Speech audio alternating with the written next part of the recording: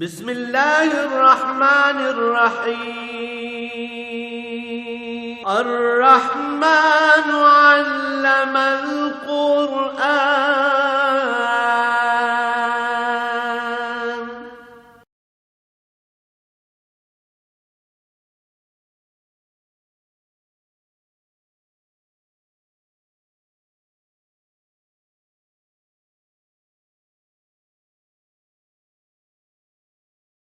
الحمد للہ رب العالمین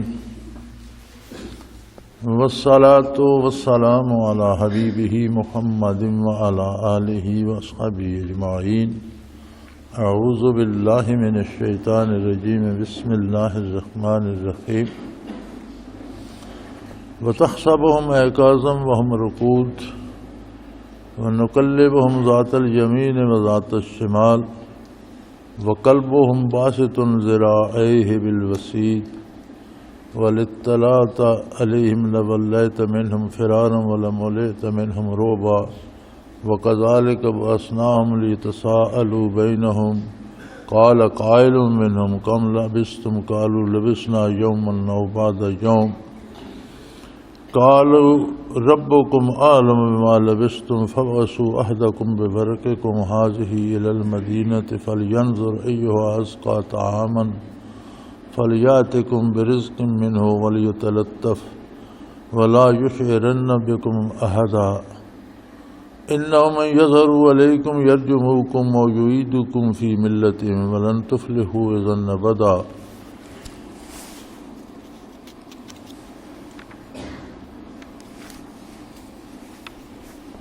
اللهم سبحانك لا علم لنا إلا ما علمتنا إنك أنت العليم الحكيم مولاي صل وسلم دائما أبدا على حبيبك خير الخلق كلهم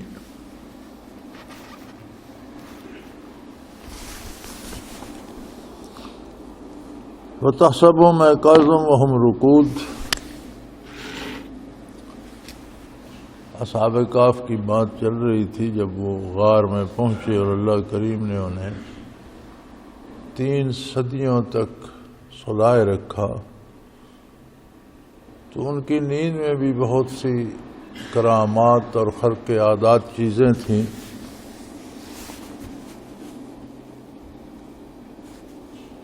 کہ پیچھے گزر چکا کہ ہم نے سورج کو بھی حکم دیا کہ طلوع ہو تو بھی ان سے اپنی کرنیں سمیٹ کر گزرے اور غروب ہو تو بھی انہیں دھوپ پریشان نہ کرے. پھر فرمایا وَتَحْسَبُهُمْ أَيْقَاظًا، اے مخاطب ان کی نیند ایسی عجیب ہے کہ اگر تو انہیں دیکھے تو سمجھے گا یہ تو جاگ رہے ہیں، جیسے آدمی آرام کرنے کے لیے لیٹا ہوتا ہے، سستا رہا ہوتا ہے، حالانکہ وہ اتنی گہری نیند میں تھے کہ 309 سال سوتے رہے. لیکن فرمایا اگر تو انہیں دیکھے تو سمجھے گا یہ تو ویسے لیٹے ہوئے ہیں، جاگ رہے ہیں. ان نیند کی آنکھیں بند ہو جاتی ہیں، غفلت ہو جاتی ہے، سانسیں اونچی اونچی بندہ لیتا ہے یا خراٹے بھرتا ہے، پتہ چلتا ہے کہ یہ بے سدھ ہے. ایسی کوئی بات نہیں، ایسے پتہ چلتا ہے کہ یہ جاگ رہے ہیں. وہم رقود، حالانکہ وہ سو رہے ہیں، بالکل بڑی گہری نیند سو رہے ہیں، لیکن خرق عادت یہ ہے کہ لگتا ہے یہ جاگ رہے ہیں. اور پھر وَنُقَلِّبُهُمْ ذَاتَ الْيَمِينِ وَذَاتَ الشِّمَالِ، وَنُقَلِّبُهُمْ، ہم انہیں پہلو بدلواتے رہتے. جسم میں اتنی ہوش نیند میں بھی باقی رہتی ہے کہ جب ایک پہلو تھک جاتا ہے تو وہ سوتے سوتے دوسرا پہلو بدل لیتا ہے، وہ تھک جاتا ہے تو پھر دوسرا بدل لیتا ہے. تو فرمایا وہ چونکہ میرے لیے نکلے تھے تو میں نے اتنی تکلیف بھی انہیں نہیں دی کہ وہ خود پہلو بدلیں، بلکہ ان کے پہلو ہم بدلواتے ہیں، کبھی دائیں اور کبھی بائیں. ایمان کی حقیقت یہی ہے کہ آدمی کی حرکت و سکون احکام الہی کے تابع ہو جائے. ان کی تو من جانب اللہ ہوگی، اس لیے کہ انہوں نے اپنا سارا معاملہ زندگی موت کا اور اپنی تمام معاملات اللہ کے سپرد کر کے وہ غار میں چلے گئے. تو اللہ کریم نے ان کے پہلو بدلنے تک کا ایسا اہتمام فرمایا کہ اسے اپنی ذات کی طرف منسوب فرمایا کہ ہم ان کے پہلو بدلواتے ہیں دائیں اور بائیں، بلکہ ہم نے ان کا اتنا لحاظ کیا اور اتنا ان پر کرم فرمایا کہ وَقَلْبُهُمْ بَاسِطٌ ذِرَاعَيْهِ بِالْوَسِيدِ، ان کے ساتھ جو کتا آ گیا تھا وہ بھی زندہ سلامت اپنے پاؤں پھیلایا، ہاتھ پھیلائے ہوئے غار کے دروازے پہ بیٹھا، یعنی اس کا بھی کچھ نہیں بگڑا، اس کا بھی وجود بھی سلامت رہا، اور اسی طرح وہ بھی نیند کے مزے لے رہا ہے۔ اور اسے عجیب بات ہے، صدیاں گزر گئیں، نہ کھانے کی حاجت پیش آئی، نہ پینے کی ضرورت پیش آئی، نہ زندگی کے سارے لواز وہیں ٹھہر گئے جیسے زمانہ ٹھہر گیا ہو، اور 3 صدیاں وہ سوتے رہے۔ فرمایا سونے میں بھی انہیں کوئی تکلیف نہیں، کوئی دیکھے تو سمجھے ویسے ہی سستا رہے ہیں، جاگ رہے ہیں، حالانکہ وہ سو رہے ہیں۔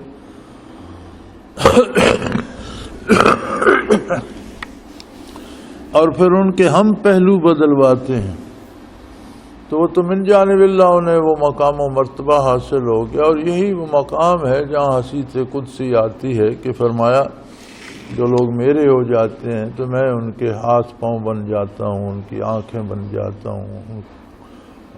تو اس سے مراد یہی ہے کہ اتنا قرب الہی انہیں نصیب ہوتا ہے کہ اللہ کے احکام کے خلاف وہ کوئی کام کرنے کا سوچتے بھی نہیں، ان کے ہاتھ پاؤں اس طرف حرکت نہیں کرتے، اطاعت الہی میں سارے کام کرتے ہیں۔ اور ہم نے تو ان کا اتنا لحاظ کیا کہ ان کے کتے پر بھی یہ کرم فرمایا کہ وہ بھی صدیوں سلامت مزے سے پاؤں پھیلائے بیٹھا رہا۔ یہاں علماء حق لکھتے ہیں کہ کتے نے بھی اگر اہل اللہ کا اور اولیاء اللہ کا دامن تھاما تو اسے بھی اللہ نے سلامت رکھا، اور اس کا خاص کر ذکر بھی فرمایا کہ اسے کوئی تکلیف نہیں ہوئی۔ تو بندے مومن اگر ولی اللہ کا دامن تھام لے تو وہ کتنا کچھ حاصل کر سکتا ہے۔ تو فرماتے ہیں کہ نیکوں کا ساتھ ہمیشہ فائدہ دیتا ہے، اور نیکوں کے ساتھ رہنا چاہیے۔ نیک لوگوں کا ساتھ ایک کتے کو بھی اتنا تحفظ دے گیا تو بندے مومن کا تو مقام اپنا ہے، اور اللہ کریم اسے بہت فائدہ دیتا ہے۔ بے شمار کرامات ہیں ان کے اس سونے میں بھی۔ فرمایا وَلَوِ اطَّلَعْتَ عَلَيْهِمْ لَوَلَّيْتَ مِنْهُمْ فِرَارًا وَلَمُلِئْتَ مِنْهُمْ رُعْبًا۔ اے مخاطب اگر تو انہیں جھانک کر دیکھ لے غار میں، جہاں وہ غار کے درمیان کھلی جگہ تھی، میدان تھا جہاں وہ آرام فرما ہیں، اگر تو انہیں جھانک کر دیکھ لے تو تو واپس پیٹھ پھیر کر بھاگ کھڑا ہو۔ وَلَمُلِئْتَ مِنْهُمْ رُعْبًا، اور تیرے اندر ان کی دہشت سما جائے۔ یہ ایک اور کرامت انہیں عطا کر دی کہ اگر کفار نے، چونکہ شہر کے قریب ہی غار بھی تھا، تو اگر کفار تلاش کرتے آ جاتے، جھانک کر انہیں دیکھ بھی لیتے تو چھوڑ کر بھاگ جاتے، ان کا کچھ بگاڑ نہ سکتے۔ اس طرح کا رعب انہیں اللہ نے عطا کر دیا تھا کہ اگر کوئی دیکھ بھی لیتا تو وہ بھاگ جاتا پیٹھ پھیر کر، اور اس کے اندر دہشت سما جاتی، رعب سے لرزنے لگ جاتا، ان کا کچھ بگاڑ نہ سکتا۔ کرامات اولیاء احقاق حق کے لیے ہوتی ہیں، حق کو ثابت کرنے کے لیے ہوتی ہیں، اور یہ فرع ہوتی ہے نبی کے معجزے کی۔ نبی کا معجزہ حق کو ثابت کرنے کے لیے ہوتا ہے، کسی فرد کی بڑائی کے لیے نہیں، اپنی بڑائی کے لیے نہیں، بلکہ اللہ کی عظمت کو منوانے کے لیے ہوتے ہیں، اور باطل کے مقابلے میں حق کو حق ثابت کرنے کے لیے ہوتے ہیں۔ اسی طرح ولی کی کرامت احقاق حق کے لیے، حق کو ثابت کرنے کے لیے ہوتی ہے، چونکہ نبی کے معجزے کی فرع ہوتی ہے، اور ولی نبی کا تابعدار ہوتا ہے، اتباع کرتا ہے، نبی کا اطاعت کرتا ہے، خلوص دل سے کرتا ہے، تو اسے یہ شرف نصیب ہوتا ہے کہ ولی کا معجزہ اس میں اس کی حیثیت کے مطابق اس کے ہاتھ پر ظاہر ہوتا ہے۔ تو ولی کا معجزہ، ولی کی کرامت نبی کا معجزہ ہوتی ہے، جس نبی کا وہ پیروکار ہے، اور نبی کا معجزہ فعل اللہ کا ہوتا ہے، صادر نبی کے ہاتھ پر ہوتا ہے۔ تو اب تو یہ معاملہ ہی الٹ گیا نا، پتہ نہیں کن کن چیزوں کو کرامت سمجھا جاتا ہے اور کیسے کیسے لوگوں کو روحانی پیشوا قرار دے دیا جاتا ہے۔ تو فرمایا ایک کرامت ان کی یہ بھی ہے کہ وہ تو آرام سے سو رہے ہیں، لیکن اگر کوئی انہیں جھانک کر دیکھ لے تو وہاں سے بھاگ کھڑا ہوگا اور ان کے رعب سے لرزاں و ترساں ہوگا۔ چنانچہ صدیوں بعد یہ قدرت کے نظام ہے،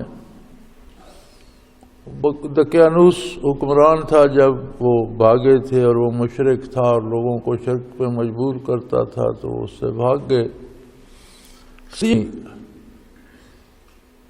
تو اس کے بعد جب وہ جاگے تو جو حکمران تھا وہ مسلمان تھا، چونکہ اس وقت دین عیسوی تھا، وہ دین عیسوی پہ تھا، نیک تھا، لیکن اس کی قوم میں ایک فتنہ پیدا ہو گیا تھا۔ لوگ آخرت کی زندگی کا اور دوبارہ جی اٹھنے کا انکار کرنے والے فرقے پیدا ہو گئے تھے اور تفرقہ پیدا ہو گیا تھا۔ تو اللہ کریم نے اس کا انتظام 300 سال پہلے کر رکھا تھا۔ مفسرین لکھتے ہیں کہ وہ بادشاہ دعا مانگا کرتا تھا کہ بار الہ میں اپنی ساری کوشش کر چکا ہوں اور یہ فتنہ فروغ نہیں ہو رہا، تو کوئی معجزہ ظاہر فرما کہ یہ فتنہ فروغ ہو جائے اور اس کا علاج ہو جائے۔ اللہ کریم نے ان غار والوں کو جگا دیا، وَكَذَلِكَ بَعَثْنَاهُمْ، ہم نے انہیں جگا دیا، لِيَتَسَاءَلُوا بَيْنَهُمْ، تاکہ وہ آپس میں دریافت کریں۔ وہ ایک دوسرے سے پوچھنے لگے یار کتنی دیر ہوئی ہمیں غار میں آئے، اور کب سے ہم آ کے سوئے تو اب جاگے ہیں، بڑے سوتے ہی رہے۔ قَالَ قَائِلٌ مِّنْهُمْ كَمْ لَبِثْتُمْ، انہوں نے ایک دوسرے سے پوچھا، ایک نے پوچھا دوسرے سے بھئی کتنی دیر ہم سوئے ہیں، کتنی دیر ہو گئی غار میں آئے۔ قَالُوا لَبِثْنَا يَوْمًا أَوْ بَعْضَ يَوْمٍ، تو دوسرے کہنے لگے یار دن بھر سے گزر گیا ہوگا یا دن کا کچھ حصہ گزرا ہوگا، ابھی آ کے لیٹے تھے تو کچھ دیر آنکھ لگ گئی، گھنٹہ گزر گیا ہوگا، 2 گھنٹے گزر گئے ہوں گے، دن کا کچھ حصہ گزر گیا ہوگا۔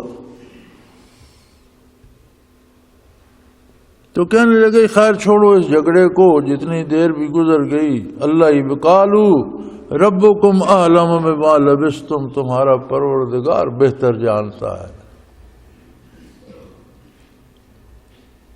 یہاں بھی ایک بہت بڑی نصیحت آموز بات ہے کہ بات مقصد کی کرنی چاہیے، غیر ضروری بحث میں نہیں پڑنا چاہیے۔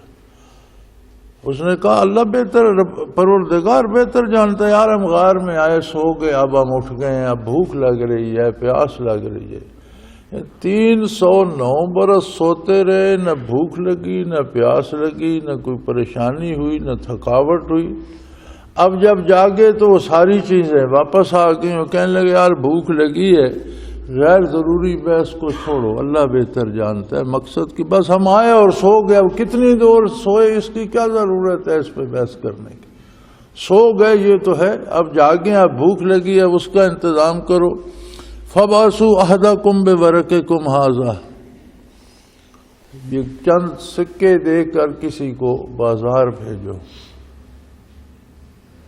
یہ بھی ان کی کرامت تھی کہ صدیوں سوتے رہے، نہ بھوک نے تنگ کیا نہ پیاس نے، اب جب جاگے تو زندگی کے سارے لوازمات واپس آ گئے، بھوک بھی لگ گئی۔ علماء حق فرماتے ہیں کہ اپنی ضرورت کا سرمایہ رکھنا توکل کے منافی نہیں ہے۔ یہ اللہ پر توکل کر کے غار میں گئے، لیکن کچھ سکے اپنی ضرورت کی چیزیں ساتھ لے، ضرورت کا سرمایہ ساتھ لے گئے۔ ان کے پاس پیسے تھے تو جب آنکھ کھلی تو کہا یار کسی کو یہ پیسے دو کہ وہ بازار سے کھانا تو لے آئے۔ فَبَعْثُوا أَحَدَكُمْ بِوَرَقِكُمْ، اپنے میں سے کسی ایک کو یہ سکے دے کر بھیجو شہر میں، تو اس کا مطلب ہے کہ یہ توکل کے منافی نہیں ہے کہ اپنی ضرورت کی چیزیں، اپنی ضرورت کا لباس، اپنی ضرورت کا سرمایہ پاس رکھے، تو یہ اسباب، جائز اسباب اختیار کرنا ضروری ہے، یہ توکل کے منافی نہیں ہے۔ یہ توکل نہیں ہے کہ بندہ سارے اسباب ہی چھوڑ دے اور کہے یہ توکل ہے۔ اسباب اختیار کرنا عبادت الہی ہے، جائز اور حلال وسائل اور ذرائع اور اسباب اختیار کرنا یہ بجائے خود اطاعت ہے اور عبادت ہے۔ پھر جب بازار بھیجا تو فرمایا کہ یہ تو ایسے لوگ ہیں اور ہماری قوم تو گمراہ ہے، انہیں تو اب یہی پتہ تھا کہ ایک دن یا آدھا دن ہم سوئے ہیں تو وہی حکومت، وہی بازار، وہی لوگ ہوں گے، تو یہ لوگ تو بے دین ہیں اور یہ حلال حلال کی بھی پرواہ نہیں کرتے، پاک پلید کی بھی پرواہ نہیں کرتے، تو کسی کو بھیجو فَلْيَنْظُرْ أَيُّهَا أَزْكَىٰ طَعَامًا، تو یہ تلاش کرے کہ کہاں بہت پاکیزہ، ازکا، بہت ہی پاک صاف کھانا ملے گا۔ اب ازکا میں شرط ہے کہ حلال بھی ہو اور پاک بھی ہو، ناپاک بھی نہ ہو۔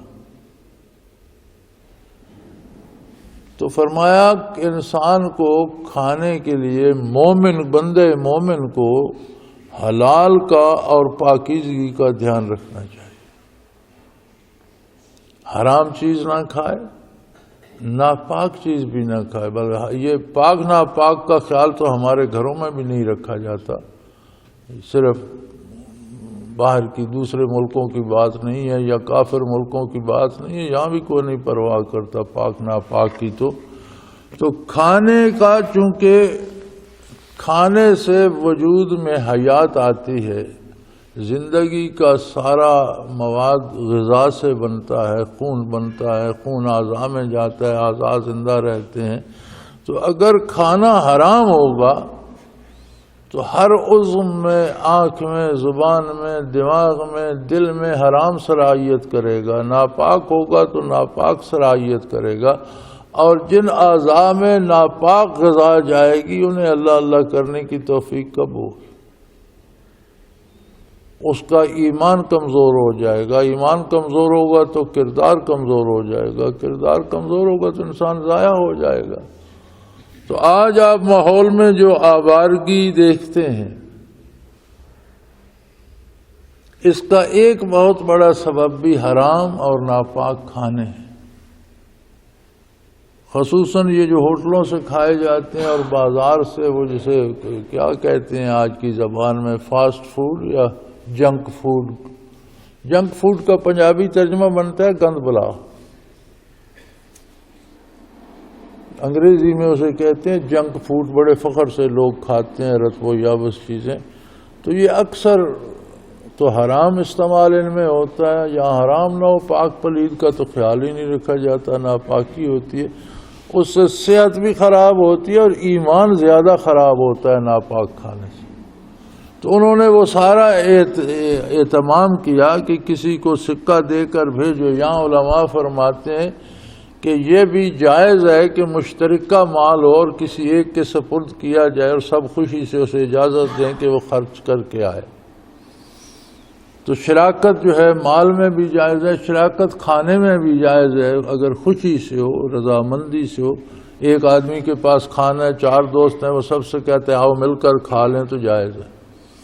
کھانے میں بھی شراکت جائز ہے رضامندی سے، مال میں بھی شراکت جائز ہے رضامندی سے، زبردستی نہیں۔ پھر وہ دیکھے کہ کس کے پاس پاکیزہ کھانا ہے اور اس میں سے کچھ کھانا لے آئے، لیکن وَلْيَتَلَطَّفْ وَلَا يُشْعِرَنَّ بِكُمْ أَحَدًا، لیکن وہ آرام سے اور آہستہ آہستہ چلتا ہوا جائے، احتیاط سے دیکھ بھال کرتا ہوا جائے، ایسا نہ ہو کہ تمہیں وہ پہچان لیں قوم کے لوگ اور پھر وہ تمہیں پکڑ کر لے جائیں۔ اِنَّهُمْ يَظْهَرُوا عَلَيْكُمْ، اگر انہیں پتہ چل گیا تمہارا اور تمہیں انہوں نے پکڑ لیا، يَرْجُمُوكُمْ، وہ تمہیں پتھر مار مار کر ہلاک کر دیں گے، اور يُعِيدُوكُمْ فِي مِلَّتِهِمْ، یا واپس اپنے مذہب میں داخل کر لیں گے۔ پھر ہمارے پاس 2 ہی راستے ہوں گے، وہ ہمیں 2 راستوں پہ مجبور کریں گے، یا تو ہمیں پتھر مار مار کر تکلیف دے کر قتل کر دیں گے یا کہیں گے ہمارے مذہب پر واپس آ جاؤ، اور اگر ہم ان کے مذہب پر واپس چلے گئے تو پھر ہمیشہ کے لیے تباہ ہو گئے، پھر ہمارے لیے بچنے کا کوئی راستہ نہیں۔ یعنی اگر انہوں نے قتل کر دیا تو ایذا دے کر، تکلیف دے کر، پتھر مار مار کر قتل کریں گے، یا پھر وہ کہیں گے کہ ہمارے والا مذہب اختیار کرو، اور خدا نہ خواستہ اس مذہب میں گئے تو ہمیشہ کے لیے تباہ ہو گئے۔ لہذا بڑی احتیاط سے اور بچ بچا کر جانا۔ تو گویا یہ بھی توکل نہیں ہے کہ آدمی بے تحاشا مرنے کے لیے نکل پڑے۔ جان کا تحفظ، جان اللہ کی امانت ہے، اور اس کا تحفظ اور احتیاط کرنا یہ دین کے مطابق ہے، توکل کے منافی نہیں ہے۔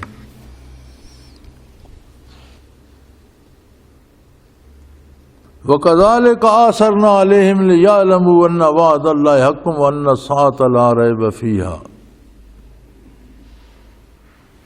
فرمایا یہ انتظام ہم نے اس لیے کیا تھا کہ بعد میں آنے والے بھی اور یہ بھی یہ جان لیں، لوگوں کو ان کے حال سے باخبر کر دیا تاکہ وہ جانے اللہ کا وعدہ سچا ہے اور قیامت آنے والی ہے، اس میں کوئی شک نہیں۔ اب جو بار وہ قوم میں مناظرے ہو رہے تھے اور جھگڑے ہو رہے تھے کہ مرنے کے بعد پھر کیسے زندہ ہوں گے اور عذاب ثواب کیا، آج کل بھی ہے نا ایسے طبقے جو عذاب و ثواب قبر کا کوئی انکار کرتا ہے، کوئی حیات برزخیہ کا انکار کرتا ہے، تو اس دفعہ زیادہ وہاں فتنہ پیدا ہو گیا ہوگا۔ تو جب ان لوگوں کو پتہ چلا، انہوں نے جا کر سکہ دکان پر دیا کھانے کے لیے، اور دکاندار نے دیکھا یہ تو 300 سال پرانا دقیانوس کے زمانے کا سکہ ہے، اسے تو گزرے 300 سال ہو گئے۔ اس نے ادھر ادھر لوگوں کو بتایا کہ دیکھو اس بندے کے پاس اس عہد کا سکہ ہے، یہ کون ہے، کہاں ہے۔ تو ان کے جانے کا اور غائب ہونے کا واقعہ تو مشہور تھا، تاریخ میں آ رہا تھا کہ کچھ جوان تھے غائب ہو گئے، پھر ملے ہی نہیں۔ تو واقعہ سب کو یاد آ گیا کہ یہ تو 300 سال پہلے غائب ہوئے تھے، تو یہ اب کہاں اس زمانے کے روپے لے کر یہ اب کہاں پھر رہے ہیں۔ اللہ کریم فرماتے ہیں ہم نے یہ اس لیے کیا کہ وہ سارے لوگ بھی سمجھ لیں کہ یعلم ان وعد اللہ حق، کہ وہ سمجھ لیں کہ اللہ کا وعدہ سچا ہے، قیامت قائم ہوگی اور اس میں کوئی شبہ نہیں۔ چنانچہ وہ جو تنازع اس امت میں اور ان لوگوں میں اور اس حکومت میں چل رہا تھا، سب نے توبہ کی اور سب نے اقرار کیا کہ نہیں بھئی آخرت کا عذاب و ثواب بھی ہے، اللہ قادر ہے کسی کو زندہ رکھے، سلا دے، جگا دے، اللہ قادر ہے مرنے والے کو زندہ کر دے، ہر چیز پہ قادر ہے۔ تو فرمایا ان کے لیے بھی ہم نے یہ اہتمام کر رکھا تھا۔ اور جب وہ واپس سب کو پتہ چل گیا، واپس غار میں پہنچے تو اللہ نے ان پر موت وارد کر دی، وفات پا گئے۔ اب اللہ کریم نے ہی انہیں سنبھالا، کسی نے غار میں گھس کر ان کی قبر نہیں بنائی، کسی نے جنازہ نہیں پڑھا، کسی نے دفن نہیں کیا، وہ جانے اور ان کا پروردگار جانے، اور کوئی بندہ غار میں جا نہیں سکا، نہ اللہ کریم نے جانے دیا۔ تو لوگ جمع ہو گئے اور وہ کہنے لگے کہ ان پر یادگار بنائی جائے یہاں، اب یہ تو اندر تو ہم جا نہیں سکتے اور یہ تو اندر رہ گئے، فوت ہو گئے، وصال ہو گیا، تو یہاں کوئی یادگار بنائی جائے، کوئی مینار بنا دیں، کوئی ایسی بات جہاں یہ ان کی نشاندہی اور یادگار رہے۔ اذ یتنازعون بینہم امرہم، تو اس میں قوم میں بڑی بحث ہوئی کہ کیا کیا جائے۔ فقالوا ابنوا علیہم بنیانا، کہ ان پر کوئی یادگار، کوئی عمارت بنائی جائے۔ ربهم اعلم بہم، آگے ان کا کیا حال ہے، وہ فوت ہو گئے، دفن ہو گئے، نہیں ہو گئے، ان کی قبر، فرمایا یہ اللہ جانے، وہ پروردگار جانے اور وہ جانے، اس میں ہم مداخلت نہیں کرتے، وہ جانے اور ان کا پروردگار جانے، جس نے انہیں 3 صدیاں سنبھال کے رکھا، وہی آپ ان کا کفن دفن بھی کر لے گا۔ تو اس میں ہم مداخلت، اندر جانے کی جرات کوئی نہیں کرتا تھا۔ چنانچہ فرمایا ان کے حال کو چھوڑ دو اور ان پر اوپر کوئی عمارت بنا دو جو یادگار رہے، جہاں لوگ زیارت کے لیے آئیں۔ تو قال الذین غلبوا علی امرہم لنتخذن علیہم مسجدا، لیکن ان میں جو معاملہ فہم لوگ تھے اور جو طاقتور تھے یا جو با اثر تھے، انہوں نے کہا یار عمارت فالتو بنانے کی ضرورت نہیں، یہاں مسجد بناؤ، جو آئے وہ اللہ کی عبادت کرے، اللہ کا ذکر کرے، تلاوت کرے، اور اس کے لیے ایک مسجد موجود ہو، تو جو آئے یہاں وہ اللہ کی ان آیات کو بھی دیکھے اور اللہ کی عبادت بھی کرے۔ چنانچہ انہوں نے اس کے غار کے منہ پر ایک مسجد بنا دی۔ مفتی محمد شفیع رحمۃ اللہ تعالی علیہ نے اس آیت کے مطابق لکھا ہے کہ اہل اللہ کی قبروں پر مساجد بنانا منع نہیں ہے، کسی ولی اللہ کے قبر کے ساتھ مسجد بنا دی جائے تو اچھی بات ہے، لوگ مسجد میں بیٹھیں، اللہ کی عبادت کریں، اللہ کا ذکر کریں، قرآن کریم کی تلاوت کریں اور دعا مانگیں، تو یہ منع نہیں ہے۔ خود قبروں کو سجدے کرنا شرک ہے، مسجد بنا کر ساتھ مسجد میں عبادت کرنا باعث ثواب ہے۔ سَيَقُولُونَ ثَلَاثَةٌ، اب وہ لوگ کہیں گے کہ وہ تو تین تھے، رابعہم کلبہم، چوتھا ان کے ساتھ کتا تھا، وَيَقُولُونَ خَمْسَةٌ سَادِسُهُمْ كَلْبُهُمْ، اور کوئی کہے گا نہیں وہ پانچ تھے، چھٹا کتا تھا، رجمًا بالغیب، یہ سب لوگوں کے اندازے ہیں، غیر ضروری بات، تین تھے، پانچ تھے، سات تھے، آٹھ تھے، اس پر بحث کی کیا ضرورت ہے؟ جس مقصد کے لیے اللہ نے انہیں قبول فرمایا اور احقاق حق کے لیے اور دین حق کی ثبات کے لیے انہیں 3 صدیاں سلائے رکھا، اور جب ضرورت پیش آئی اور بار مناظرے ہو رہے تھے انہیں جگا دیا، اور مسئلہ طے ہو گیا کہ لوگوں کا قیامت پر ایمان آ گیا۔ اب اس میں بحث کی کیا ضرورت ہے کہ وہ 3 تھے یا 5 تھے یا 7 تھے؟ یہ غیر ضروری بحث ہے۔ وَيَقُولُونَ سَبْعَةٌ وَثَامِنُهُمْ كَلْبُهُمْ، کوئی کہتے ہیں نہیں وہ 7 تھے اور 8واں ان کا کتا تھا۔ فرما دیجئے قُلْ رَبِّي أَعْلَمُ بِعِدَّتِهِمْ، فرما دیجئے ان کا پروردگار ان کی تعداد سے واقف ہے، اس بحث کی ضرورت نہیں۔ مقصد یہ تھا کہ یہ مسئلہ حق ثابت کیا جائے کہ قیامت قائم ہوگی، اللہ مردوں کو زندہ کرنے پہ قادر ہے، اللہ زندوں کو بھی صدیوں سلا کر اٹھانے پہ قادر ہے۔ ایک مردے کو زندہ کرنے سے ایک زندہ کو صدیوں تک اس حال میں رکھنا کہ وہ زندہ بھی رہے اور موت کی وادی میں بھی رہے، تو یہ تو اس سے مشکل کام ہے۔ جو اس پہ قادر ہے وہ اس پہ بھی قادر ہے، تو وہ مسئلہ طے ہو گیا۔ اب اس کی کیا ضرورت ہے کہ وہ 3 تھے یا 5 تھے یا 7، جتنے بھی تھے، جس مقصد کے لیے اللہ نے انہیں وہ نیند دی وہ مقصد پورا ہو گیا، اور مسئلہ اس کا مطلب ہے کہ اللہ کریم ایسے انتظام فرماتے ہیں، صدیوں پہلے فرما دیتے ہیں، ضرورت صدیوں بعد آتی، یہ اس کا اپنا نظام ہے۔ تو فرما دیجئے اللہ ان کی تعداد سے واقف ہے، ما یعلمہم الا قلیل، یا وہ چند لوگ، تھوڑے لوگ جنہیں اللہ بتا دے، ان کی تعداد سے اللہ کے بندے جو اس میں تحقیق کرتے ہیں وہ آگاہ ہیں، جنہیں اللہ توفیق دے دے۔ ولا تمہارے فیہم الا مرآن ظاہرا، اور ان کے بارے سوائے سرسری بات کی زیادہ بحث نہیں کرنی چاہیے۔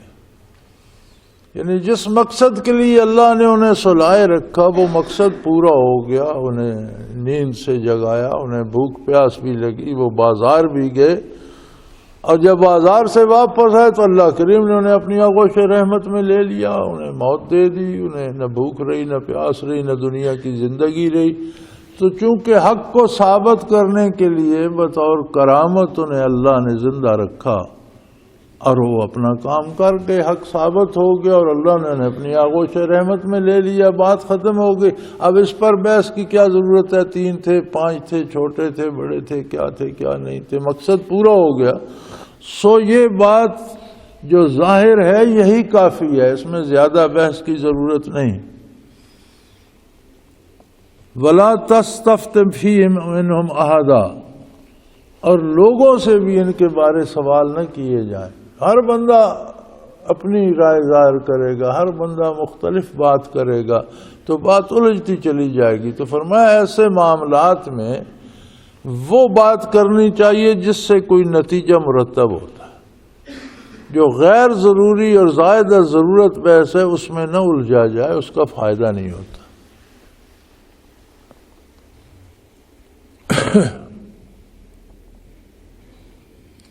وَلَا تَقُولَنَّ لِشَيْءٍ إِنِّي فَاعِلٌ ذَلِكَ غَدًا إِلَّا أَن يَشَاءَ اللَّهُ وَاذْكُرْ رَبَّكَ إِذَا نَسِيتَ وَقُلْ عَسَىٰ أَن يَهْدِيَنِي رَبِّي لِأَقْرَبَ مِنْ هَٰذَا رَشَدًا۔ آپ صلی اللہ علیہ وسلم سے اسی بارے جب سوال کیا گیا، یہی 3 سوال تھے، روح کے بارے، اصحاب کہف کے بارے اور ذوالقرنین کے بارے۔ ذوالقرنین کا قصہ آگے آ رہا ہے، اصحاب کہف کا اور ذوالقرنین کا قصہ اللہ کریم نے اس سورہ کہف میں بیان کر دیا۔ روح کا معاملہ پہلے گزر چکا ہے۔ تو حضور اکرم صلی اللہ علیہ وسلم نے فرمایا کہ میں کل جواب دوں گا۔ نبی چونکہ تربیت فرماتا ہے پوری امت کی، اور آپ صلی اللہ علیہ وسلم کی امت قیامت تک کا آخری انسان ہے، تو تمام انسانوں کی تربیت کے لیے انبیاء پر ایسے حال گزرتے ہیں کہ لوگوں کے لیے وہ سند بن جائے۔ تو حضور اکرم صلی اللہ علیہ وسلم انشاءاللہ کہنا بھول گئے۔ اللہ نے چاہا تو کل بتا دوں گا، آپ نے فرمایا اس کا جواب کل دوں گا۔ وہ کل جواب حضور نے کیا دینا تھا؟ 15 دن تک کوئی وحی نہیں آئی۔ آپ بڑے پریشان ہوئے، کفار نے بڑا مذاق اڑایا کہ سوال اتنے مشکل تھے کہ آپ کا اللہ ہی آپ سے ناراض ہو گیا، اب وحی آنی بند ہوگی، اب آپ کا اللہ بھی اب جواب نہیں دے سکتا۔ تو 15 دن کے بعد جب وحی نازل ہوئی تو اللہ کریم نے ارشاد فرمایا کہ اے میرے حبیب، کسی کام کے بارے یوں نہ کہا کریں گے میں کل کر دوں گا، الا ان یشاء اللہ، ہاں یہ فرمایا کیجئے کہ اللہ نے چاہا تو کل ہو جائے۔ یعنی کسی چیز کی نسبت بندہ اپنی طرف نہ لے کہ میں یہ کر دوں گا، ہاں یہ کہے کہ اللہ نے چاہا، اللہ نے توفیق دی تو میں یہ کروں گا۔ تو اس کو اتنی اہمیت دی اللہ کریم نے کہ 15 دن تک وحی نہیں آئی، یعنی ایک واقعہ سند بن جائے اور قیامت تک مسلمانوں کی نسلوں میں چلتا رہے، اس کی اتنی اہمیت تھی کہ کوئی بات بھی کریں تو اپنی یعنی انا اس میں آئے، کہیں کہ اللہ نے توفیق دی، انشاءاللہ اللہ نے چاہا، اللہ نے مجھے توفیق دی تو میں یہ کام کروں گا۔ وَلَا تَقُولَنَّ لِشَيْءٍ إِنِّي فَاعِلٌ ذَلِكَ غَدًا، کسی چیز کے بارے یہ نہ کہ یہ میں کل کر دوں گا، نہیں، إِلَّا أَن يَشَاءَ اللَّهُ، یہ فرمایا کیجئے کہ اگر اللہ نے چاہا تو یہ کام میں کروں گا۔ پھر ساتھ حکم دیا کہ انسان کے پاس زندگی، موت، بعد الموت، قیامت، میدان حشر اور جنت تک کے لیے انسان کے پاس جو سرمایہ ہے وہ ذکر الہی ہے۔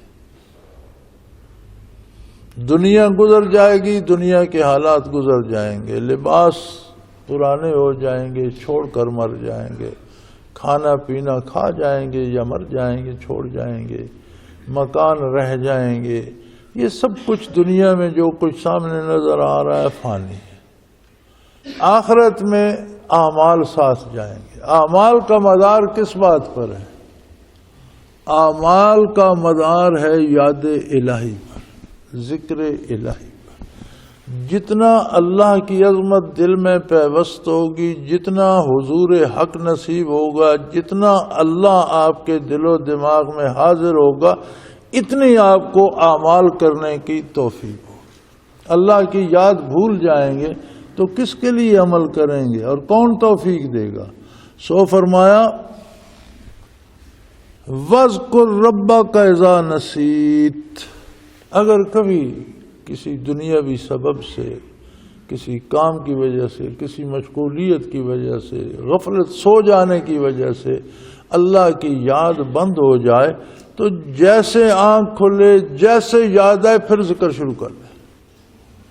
وَاذْكُرْ رَبَّكَ إِذَا نَسِيتَ، اے انسان اللہ کسی سبب بھول جائے تو جیسے خیال آئے پھر اللہ کرنا شروع کر دے، کہ سارے دین کی، ساری ابدی زندگی کی بنیاد یہ اللہ کا ذکر اور اللہ کی یاد ہے، اس پر ساری بنیاد ہے۔ اور یہ یاد دل میں زندہ ہو تو بندہ نیکی بھی کر سکتا ہے، ورنہ توفیق نہیں ہوتی، خیال ہی نہیں ہوتا تو پھر نیکی کیا کرے گا۔ وَقُلْ عَسَىٰ أَن يَهْدِيَنِي رَبِّي لِأَقْرَبَ مِنْ هَٰذَا رَشَدًا، اور یہ فرمایا کیجئے کہ میرا پروردگار قادر ہے مجھے دلیل نبوت کے طور پر اس سے بھی کوئی بڑا معجزہ عطا کر دے۔ یہ بھی معجزہ تھا حضور اکرم صلی اللہ علیہ وسلم کا کہ ان کے بارے کیا کیا خرافات اور کتنے افسانے بنے ہوئے تھے اور کتنی جھوٹی کہانیاں جڑی ہوئی تھیں، تو حضور نے صدیوں پہلے کی بات ذرا سی تفصیل کے ساتھ، جتنی تفصیل ضروری تھی اس کے ساتھ بالکل عین برحق ارشاد فرما دی۔ تو فرمایا یہ میری نبوت کی دلیل بھی ہے، اور اللہ قادر ہے اس سے بڑی دلیلیں بھی عطا کر دے۔ چنانچہ آپ صلی اللہ علیہ وسلم کے معجزات کا شمار ہی ممکن نہیں، یہ قرآن بھی آپ صلی اللہ علیہ وسلم کا معجزہ ہے کہ اللہ کی ایسی کتاب حضور پر نازل ہوئی جو قیامت تک حق بیان کر رہی ہے، اور قیامت تک جس کا کوئی ایک نقطہ تبدیل نہیں کر سکتا، نہ اس کے ساتھ کی کوئی عبارت پیش کر سکتا ہے، نہ اس میں کوئی کمی بیشی کر سکتا ہے۔ تو یہ اعلان ہے آج بھی تمام انسان اور جن جمع ہو جاؤ، یا ایسی کوئی عبارت بنا لو، یا اس میں کچھ بگاڑ کے دیکھو۔ اللہ فرماتا ہے میں اس کا حافظ ہوں، اس کا کوئی نہیں کچھ بگاڑ سکتا۔ آج تک ایک زیر زبر ایک نقطہ بھی کوئی نہیں بگاڑ سکا۔ تو اللہ نے بہت بڑے معجزات، بہت بڑے دلائل حضور اکرم صلی اللہ علیہ وسلم کو عطا فرمائے۔ انسان آپ کی زندگی مبارک اور حیات مبارکہ کا ہر لمحہ ایک معجزہ ہے، اگر کوئی سمجھ سکے، جان سکے۔ تو علماء فرماتے ہیں کہ جسے اللہ سے محبت کرنی ہو، جسے اللہ کی اطاعت کرنی ہو، وہ حضور اکرم صلی اللہ علیہ وسلم کی حیات مبارکہ کا مطالعہ کرتا رہے، زندگی مبارک کے حالات پڑھتا رہے، تو اس سے ایسا دل صاف ہوتا ہے اور ایسی عظمت الہی آتی ہے کہ اللہ کی محبت پیدا ہو جاتی۔ تو آپ فرما دیجئے کہ یہ تو تم حیران ہو رہے ہو کہ میں نے یہ قصہ بیان کر دیا، اس میں حیرت کی بات نہیں ہے، میرا پروردگار قادر ہے کہ اس سے بڑے معجزات بھی مجھے عطا کر دیں۔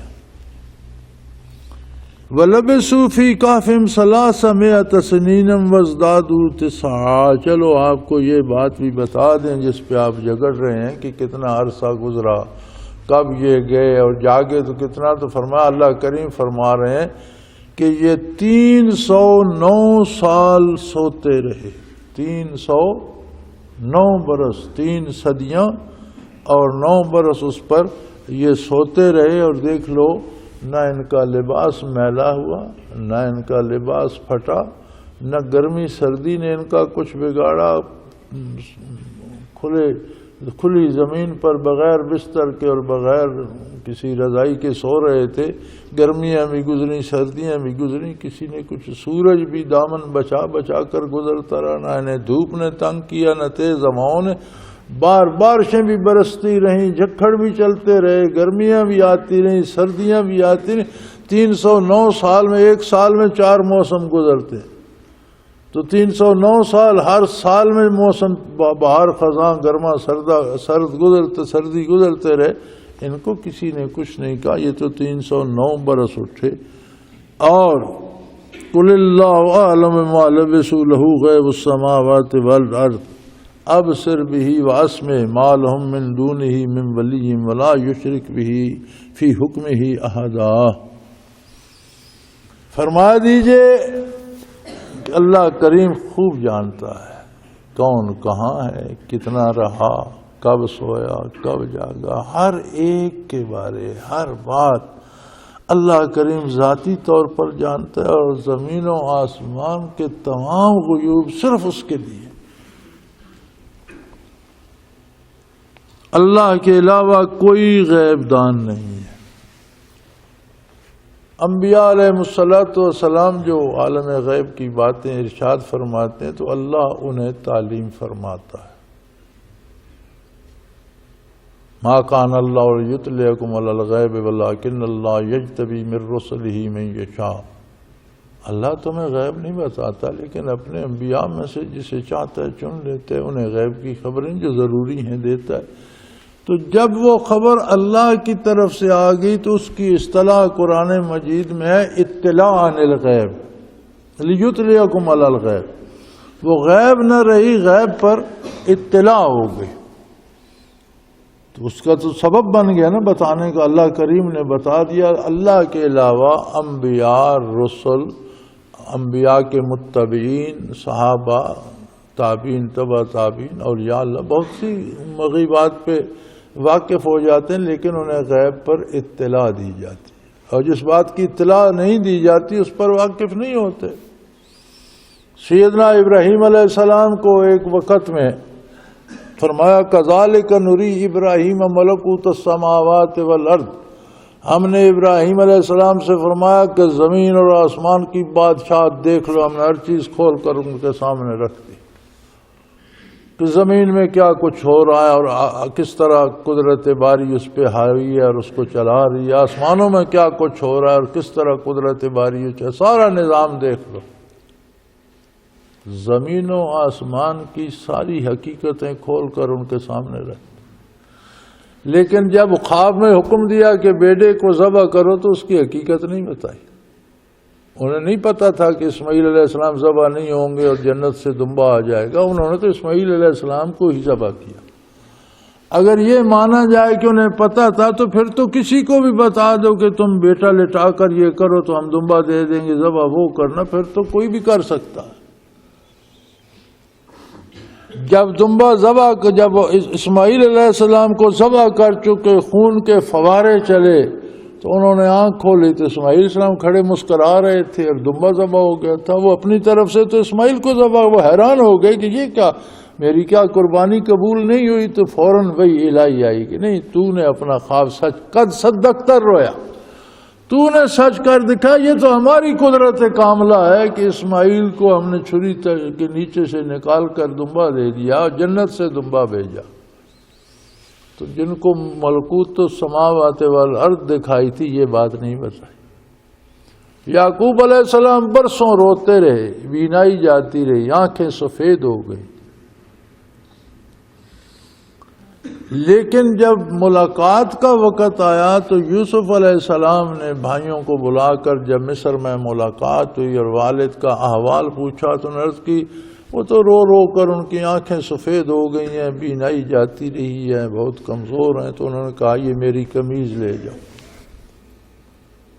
یہ میرا کرتا لے جاؤ اور میرے باپ کے چہرے پہ پھیرو تو ان کی بینائی درست ہو جائے. تو جب وہ قافلہ مصر سے نکلا، یہ کنعان میں تھے، تو فرمانے لگے انی لاجد ریح یوسف، آج مجھے یوسف کی خوشبو آ رہی. کرتا لے کر قافلہ مصر سے چلا اور یہ کنعان میں تھے تو کہنے لگے انی لاجد یوسف، مجھے آج یوسف کی خوشبو آ رہی. چنانچہ وہ قافلے والے کرتا مبارک لے کر آئے، ان کے رخ انور پر پھیرا، ان کی بینائی بھی درست ہو گئی. تو مولانا رومی وہاں فرماتے ہیں کسے پرسید آنکھ گم کردہ فرزن کہ اے روشن گہر پیر خرد من. کسی نے اس بزرگ سے یہ سوال کیا کہ اے روشن گہر پیر خرد، آپ دانا تری بھی ہیں اور آپ صاحب کشف صاحب حال بھی ہیں اور اللہ کے نبی بھی ہیں. ز مصرش بوئے پیراہن شمیدی، کرتے کی خوشبو تو آپ نے مصر سے سونگھ لی. چرادر چاہے کنانش ندیدی، خود یوسف آپ کے گاؤں کے کنویں میں پڑا رہا تو اس وقت آپ کو کیوں پتہ نہیں لگا؟ یوسف کی خوشبو کیوں نہیں آئی کہ اسی گاؤں کے کنویں میں پڑا ہے، ویران کنویں میں پڑا ہے، بھائیوں نے پھینک دیا تو آپ کو کوئی پتہ نہیں چلا، بیٹھ کر روتے رہے. اور آج مصر سے کرتا نکلا تو آپ کو خوشبو آ گئی. کسے پرسید آنکھ گم کردہ فرزن اے روشن گہر پیر خرد من، ز مصرش بوئے پیراہن شمیدی، چرادر چاہے کنانش ندیدی. یہ کنان کے کنویں میں آپ نہیں دیکھ سکے، تو انہوں نے فرمایا بے گفتہ احوال ماں بر کے جہانس دمے پیدا دمے دیگر نہانس. وہ کہنے لگے ہمارے احوال اس طرح ہوتے ہیں جس طرح آسمان پہ بجلی چمک جاتی ہے، جب چمکتی ہے تو ساری کائنات کو روشن کر دیتی ہے، اور چلی جاتی ہے تو کچھ بھی پتہ نہیں چلتا، تاریکی اور بڑھ جاتی. گہے برتار میں اعلیٰ نشین، کبھی اللہ کے عرش عظیم پہ بیٹھے کائنات کا مشاہدہ کر رہے ہوتے ہیں، گہے پر پشت پائے خود نبین، اور کبھی اپنے پاؤں کی پشت بھی نظر نہیں آتی جو ہر وقت نظروں کے سامنے رہتی ہے. کبھی ہمیں دنیا کا کچھ بھی پتہ نہیں چلتا. یعنی جب اللہ کریم مشاہدات دیتا ہے تو کائنات کھول کے رکھ دیتا ہے، اور روک دیتا ہے تو کچھ پتہ نہیں چلتا. تو اس کا معنی یہ ہے کہ یہ غیب کی خصوصیت صرف اللہ کے لیے ہے. لہو غیب السماوات والارض ابصر بہ واسمع، غیب اللہ کی خصوصیت. کیا خوب سننے والا، کیا خوب جاننے والا، کوئی بات اس کی ذات سے مخفی نہیں رہ سکتی. ما لہم من دونہ من ولی ولا یشرک فی حکمہ احدا. اور اے انسانو، اللہ کے سوا تمہارا کوئی کارساز نہیں. تم در بدر بھٹکتے ہو، یہ امیر میرا یہ کام کر دے گا، یہ حاکم کر دے گا، یہ فلاں کر دے گا.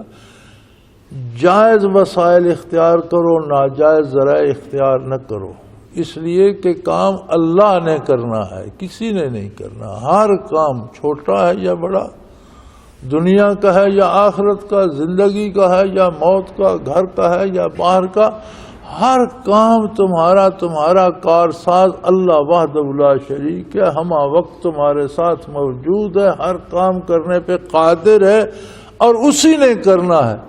وسائل اختیار کرنا اس کی اطاعت ہے. اس نے حکم دیا ہے کہ جائز وسائل اختیار کرو، ناجائز وسائل اختیار کرنا بھی نافرمانی ہے اور جرم ہے. جائز وسائل اختیار کرو لیکن بھروسہ اس پہ رکھو. ولا یشرک فی حکمہ احدا، اور اس کے حکم میں، اس کی بادشاہت میں، اس کے احکام میں کسی کو شریک نہ کرو کہ اللہ کا حکم چھوڑ دو اور دوسرے کی بات مان لو. ایسا نہ کرو، یہ بہت خسارے کا سودا ہے. تمہارے سارے امور اس وحدہ لا شریک نے انجام دینے. اور تمام انبیاء کی تعلیم کا خلاصہ یہی ہے کہ اس وحدہ لا شریک پہ بھروسہ کرو، اور اس کی ذات، اس کی صفات میں کسی کو شامل نہ کرو. اس پر بھروسہ چھوڑ کر کسی اور پر نہ کرو.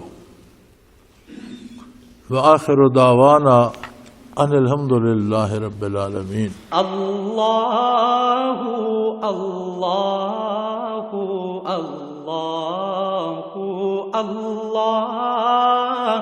اللہ اللہ اللہ اللہ. حضرت امیر محمد اکرم آوان مد ذلہ العالی دارالعرفان منارہ ضلع چکوال میں سالہ سال سے قرآن و حدیث کے اوپر خطابات کر رہے ہیں اور سلسلہ نقشبندیہ اویسیہ کے مطابق لوگوں کو ذکر الہی کی تربیت دے رہے ہیں. وہ قرآن پاک کی تفسیر ترتیب وار بیان کر رہے ہیں. تفسیر قرآن کو وہ موجودہ ملکی اور بین الاقوامی حالات کے مطابق بیان کرتے ہیں. موٹر وے سے کلر کہار کے انٹرچینج سے نکلتے ہوئے، کلر کہار کی جھیل سے ہوتے ہوئے میانی، بوچھال اور نورپور سے گزرتے ہوئے دارالعرفان منارہ پہنچ سکتے ہیں. حضرت امیر محمد اکرم آوان نے بچیوں اور بچوں کی دینی اور دنیاوی تعلیم کے لیے سقارہ اکیڈمی کے نام سے ایک درسگاہ بھی قائم کی ہے، جس کا افتتاح ملک پاکستان کے صدر جنرل محمد ضیاء الحق نے اپنے دست مبارک سے کیا تھا. وہ تمام احباب جو اسلام کی طلب رکھتے ہیں ان سے گزارش ہے کہ دارالعرفان منارہ ضلع چکوال میں امیر محمد اکرم آوان صاحب کے خطابات سے مستفید ہوں. وہ ہر جمعے کو نماز سے پہلے بیان فرماتے ہیں. ہر ماہ کی پہلی اتوار کو ماہانہ اجتماع ہوتا ہے جس میں آپ خصوصی خطاب فرماتے ہیں اور پاکستان کے چاروں صوبوں سے احباب اس اجتماع میں شرکت کرتے ہیں۔ اس کے علاوہ یہاں سال میں 2 مرکزی اجتماعات بھی ہوتے ہیں، ایک رمضان المبارک میں اعتکاف کا اجتماع اور دوسرا جولائی اور اگست میں 40 دن کا اجتماع ہوتا ہے جس میں روحانی تربیت کی جاتی ہے۔ اپنا خون سیماب دے کر اتنا ہم کر جائیں گے، نام آقا کا چمن میں پھر رقم کر جائیں گے۔